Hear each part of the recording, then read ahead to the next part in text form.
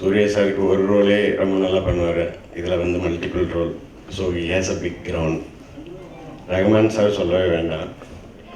Story எடுத்துக்கா, story it's too fresh and it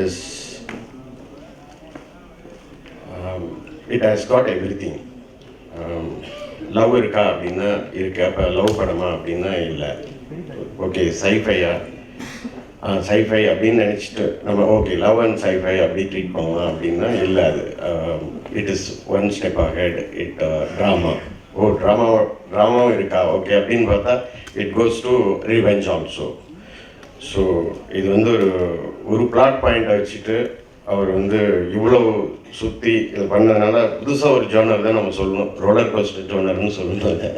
இந்த மாதிரி ஒரு கதையில் வந்துட்டு ஒரு characters wild, it's new fresh. இதுக்கு வந்து ஒரு எக்ஸிஸ்டன்ஸ் தேவைப்பட்டது. அந்த எக்ஸிஸ்டன்ஸ் வந்து கிரியேட் பண்ணுறது வந்து இட்ஸ் ரியலி டிஃபிகல்ட். அது வந்து ஒருத்தரால் ஒரு கிரியேட் பண்ண முடியாது. அதுக்கு வந்து art director and makeup, hairdresser, everybody was behind us to push that to make it believe.